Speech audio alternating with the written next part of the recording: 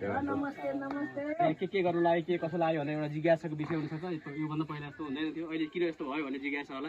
उहाँहरूलाई हामीले केही पनि गर्न सकेका छैन। उहाँहरूको लागि हामीले एउटा यो जात्राको अवसर पारेर हामीले चाहिँ उहाँहरूलाई एउटा कोट दौरा सुरुवाल हामीले उपस्थित गरिरहेका छौँ। उहाँहरूले पहिर्यायौँ भन्दै हाम्रो कलालाई पहिर्याउनु भयो, संस्कृतिलाई पहिर्याउनु भयो, हाम्रो मारुनी पहिर्याउनु भयो, हाम्रो जात्रा पर्व पहिर्याउनु भयो, हाम्रो थामी समुदाय पहिर्यायौँ। तर हाम्रो लागि उहाँलाई केही सम्मान गर्नु, उहाँलाई पहिर्याएको होइन, हामीले पहिर्याएको हामीलाई सम्मान मात्रै गरेको उहाँलाई हामीले गर्नु सकेको केही पनि छैनौँ होइन।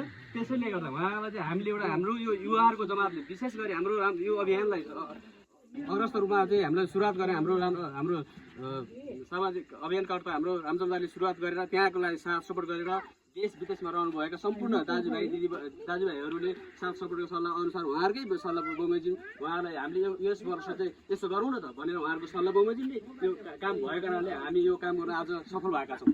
त्यसैले गर्दा उहाँहरूलाई यसपालि हामीलाई त मन पनि थियो, धेरै थियो, तर हामीले आर्थिक रूपमा जुटाउन नसकेका कारणले गर्दै उहाँहरूलाई हामीले चाहिँ उहाँहरूलाई मात्रै नभइकन हाम्रा त मारुनी र मादले भनेको एउटा सिक्काको दुई पाटा जस्तै हुनुहुने एउटा सिक्कामा एउटा पाटा मात्रै नभइकन दुईवटा पाटा चाहिएको हिसाबले त्यस्तै मादले र एक अर्कामा उहाँहरू चाहिँ परिपूर्वक हुनु जस्तै हुन्। तर पनि हामीले चाहँदा हाम्रो इच्छा शक्ति हुँदा नै हाम्रो आर्थिकको स्रोतको अभावले गर्दाखेरि उहाँहरूलाई चाहिँ हामीले त्यो मात्रै हामीले थोरै सम्मान गरेर हाम्रो मारुनीहरूलाई चाहिँ हामीले त्यो कार्यक्रम गराउन सकेनौँ।